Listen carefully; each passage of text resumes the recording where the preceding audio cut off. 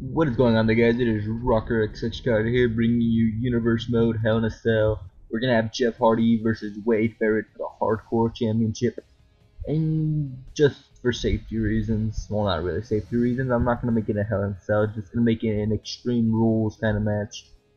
And I want to give out my No Way Out pay-per-view review. I just finished watching it like an hour ago. And yeah, beforehand I really thought this pay-per-view was gonna be a joke, to be honest with you. And it, out of 10, I would give it a 7, to be honest with you. You guys may have a different opinion on it, but I think that TNA Slammiversary was way better than No Way Out. But that's just my opinion, guys. Don't hold it against me or anything. I mean, in my honest opinion, Sheamus versus Dolph Ziggler didn't live up to my standards, to be quite honest with you. There were some great moments in the match when freaking Dolph Ziggler DDT'd Sheamus. That was pretty freaking cool and everything, but it just didn't live up to my standards. I thought it was going to be way more exciting, to be honest with you. And right after Sheamus countered, that was pretty much it. He did his backbreaker, and then I think he did the bro kick. I think. I'm not quite sure. I easily forget, but it just didn't live up to my standards, to be quite honest with you. The Santino Marella versus Ricardo Rodriguez. That I understand that there has to be some kind of humor in WWE, but it was boring. Just like the crowd was chanting, boring. A tuxedo match, come on.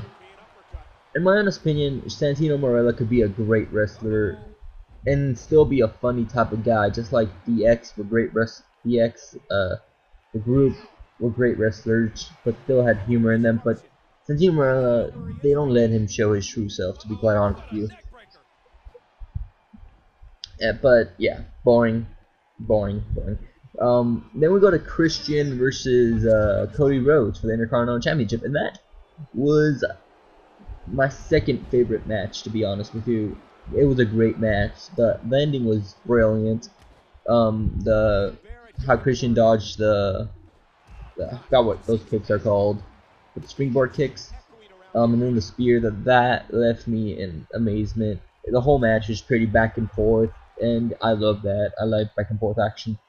That's what she said. But yeah, Christian versus Cody Rhodes, probably my second favorite match. 4 out of 5 stars. But then we go to the match that pissed me off the most. Excluding Santino Marella versus Ricardo Rodriguez. The Fatal 4-Way Tag Team match where Titus O'Neil and Darren Young won. Honestly, why Titus O'Neil and Darren Young? Why? These guys, in my honest opinion, don't even deserve it. Honestly, I would have rather gave it to Tyson Kidd and Justin Gabriel. Hell, I would have given it to the Usos or Primo and Epico. Those three were the guys I honestly thought were going to win the match, and they ended up losing and going to, as they call the primetime players. I don't know if you guys like them or not, but I honestly wish Tyson Kidd and Justin Gabriel would get a shot at the tag team championships, because those guys remind me of the Motor City Machine Guns in a way, because they're both high flyers, they're both great talent, and they still have not gotten their chance to prove themselves. When Tyson Kidd and David Hart Smith had the tag team championships, they were not really a great tag team together, but come on now. Come on, why primetime players? Honestly, Primo and Epico or the Usos or Tyson Kidd and Justin Gabriel would have been way better. Way better. But WWE decided to give them a tag team match, and honestly, they got no crowd reaction, so I'm sure WWE has a great reason to do this, to give them a title shot. And then we go to Layla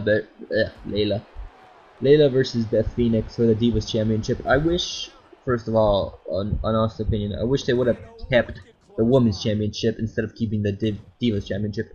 But Layla versus Beth Phoenix, it was kind of boring, to be honest with you. Boring. I wish they would give the Divas a better chance to prove themselves. Um, give some women competition, to be honest with you, but the match was decent for a women's match. Sin Cara and Hunigo honestly thought this match was going to be boring, but it ended up being kind of 3 out of 5 stars. Hunigo, I haven't seen much of him, but he kind of impressed me. But yeah, not the best. Then we go to the triple threat match: CM Punk, Daniel Bryan, and Kane. That match was my favorite match of the night, and honestly, you have to give it props. I thought this match was going to suck because they had Kane to the thing, but honestly, that was a great match. But near the end, whatever happened to Daniel Bryan? All I remember is him getting go to sleep by CM Punk, and then he disappeared for like 5 minutes while Kane and CM Punk fought. Pretty weird. I really wonder what happened to CM Punk. What happened to Daniel Bryan? Kind of weird. I mean, I thought he was gonna get in the ring and break it up. Then we go to the match that kind of pissed me off the second.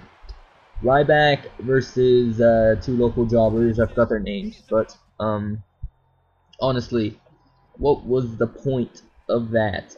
I mean, I'm tired of squash matches.